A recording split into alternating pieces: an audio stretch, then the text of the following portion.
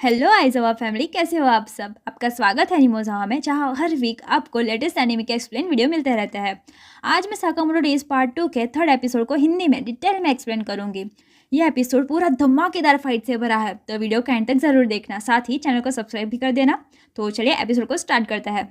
Episode की शुरुआत Sakamoto से होती है, जो शिन को एक ओल्ड लेडी के पास ले जाता है। शिन तो बहुत ही डर जाता है। वो ओल्ड लेडी उस शिन के बैक पर नीडल चुभा रही थी, जो कि एक्यूपंक्चर से शिन की बॉडी को ठीक कर रही थी। शाउटिंग की अल्कोहल भी अभी तक नहीं उतरी थी और वो शिन को परेशान करे जा रही थी।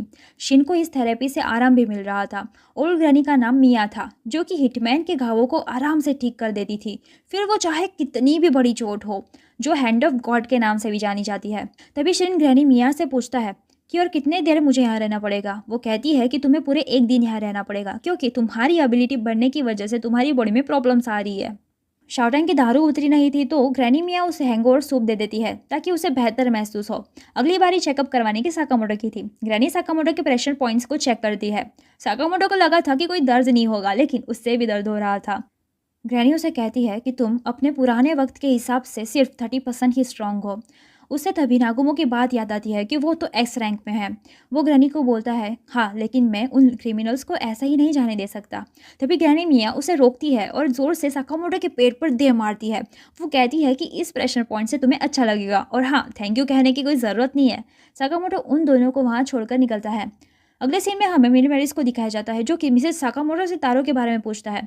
वो कहती है कि साकामोटो तो यहाँ नहीं है, वो मसाज करवाने के लिए बाहर गया है। लेकिन मिनीमेरिस को यह बात झूठ लगती है। उसे लगता है कि साकामोटो वहीं कहीं छुपा होगा।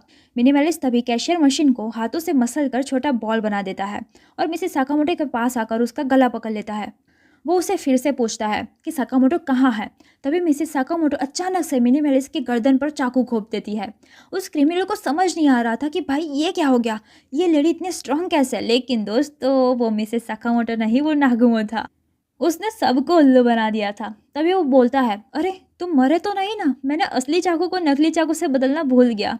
मिनीमेलिस को भी पता लगता है कि भाई ये एस रैंक वाला बंदा है। साकामोटो ने नागुमो से हेल्प मांगी थी कि स्टोर को संभाले, क्योंकि क्रिमिनल्स तो स्टोर में आएंगे ही, और नागुमो दोस्त के फेवर को मना नहीं कर सकता था। सीन बदलता है और हमें हाइसुके को दिखाया जाता है, जिसे टावर से अपार्ट दिख जाता है। वो ऊपर से ही उस पर वार कर देता है, लेकिन उसकी थ्रेट्स की वजह से वो बच जाता है। अपार्ट अपने डेडली थ्रेड्स का इस्तेमाल करके ऊपर आ जाता है। हाइसुके शूट करता है और तभी अपार्ट उसकी गन के टुकड़े टुकड़े कर देता है। वो हाइसुके को अपने थ्रेड्स से पकड़ लेता है। हाइसुके ने अपार्ट की गन तोड़ने से पहले ही साकामोटो को शूट करके सिग्नल दे दिया था। साकामोटो जोर से अपार्ट को अपने पावर से फेंक देता है। तभी सीन चेंज हो जाता है और हमें नागुमो और मिनीमेलिस की फाइट दिखाते हैं। मिनीमेलिस उसे बता रहा था कि उसने बहुत सारे लोगों को मारा है और अब बारी नागुमो की थी। मिनीमेलिस उस पर वार करता है, लेकिन नागुमो बच के छुप के उसका मोबाइल ले लेता है। वो उस लड़का नंबर ढूंढ रहा था, लेकिन मिनीमेलिस यहाँ गुस्सा हो जाता है और उस पर रैक दे मारता है। वो बहुत ही गुस्सा हो गया था और मेटल से बॉल बनाकर नागुमो पर वार करे जा रहा था, लेकिन नागुमो तो पीस ऑफ केक की तरह उन्हें डॉज कर रहा था। आगे मिनीमेलिस देखता है कि वो गायब हो गया है, लेकिन उसका सूटकेस तो इधर ही है, मतलब वो यही कहीं छुपा होगा। नागुमो क्रिमिनल की तरह रूप लेकर उसे पकड़ लेता है। मिनीमेलिस इतना बड़ा और स्ट्रांग था, लेकिन फिर भी वो नागुमो उस पर भारी पड़ रहा था। वो उसके पॉकेट्स चेक करता है कि कुछ क्लू हाथ लग जाए, लेकिन उसके पास तो कोई खास चीज़ नहीं थी। तभी नागुमो अपने सूटकेस से उसका मल्टी कटर वेपन निकालता है। नागुमो था ही इतना खतरनाक, तो उसका वेपन भी खतरनाक ही होगा। नागुमो ने 6 अलग अलग तरीके से काम करने वाले कटर्स को एक साथ जोड़कर एक वेपन बनाया था। मिनीमेलिस की आंखें तो फटी रह जाती है और वो गुस्से में आ जाता है, क्योंकि नागुमो ने उसे कहा कि तुम 1 से 6 से एक नंबर चुनो और मैं उसी कटर से तुम्हें मारूंगा। मिनीमेलिस कोई जवाब नहीं देता, तो नागुमो डाइस से नंबर चूज करने बोलता है। नागुमो तो इतना फास्ट था कि उसे पता भी नहीं चला कि नागुमो ने उसके मुंह में डाइस रख दिया। वो देखता है तो डाइस में 3 नंबर निकलता है। नागुमो बिना देरी किए मिनीमेलिस के सिर को तीसरे नंबर की कटर से काट डालता है। साथ ही उसने तो पूरे स्टोर को तहस महस कर दिया था। आगे हमें साकामोटो और अपार्ट की फाइट दिखाई जाती है। दोनों में कांटे की टक्कर चल रही थी। अपार्ट भी टायरों को देखकर शॉक्ड हो जाता है कि भाई ये इतना मोटा होते हुए भी इतनी तेज कैसे हो सकता है। यहाँ साकामोटो इतनी फाइट करे जा रहा था, लेकिन फिर भी वो स्लिम नहीं हो पा रहा था, जो कि बहुत ही अजीब बात थी। उसे याद आता है कि शायद उस ग्रैनी मिया ने ही पक्का कुछ किया होगा जिससे ये ऐसा हो रहा है। अपार्ट अपने थ्रेड्स से साकामोटो के पैर को काटने की कोशिश करता है, लेकिन वो नहीं काट पा रहा था। वो साकामोटो को अपनी ओर खींचता है। साकामोटो वहां रखे मॉडल्स को लेकर अपार्ट पर फेंक देते, लेकिन फिर भी वो बच जाता है। तभी अपार्ट के अंदर का ओसीडी जाग निकलता है और वो मॉडल्स को नीटली रखने लगता है।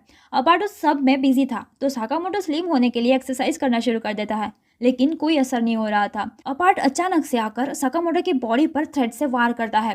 वो कट करने की कोशिश करता है, लेकिन पता नहीं साकामोटो फिर से उन थ्रेड से बच निकलता है।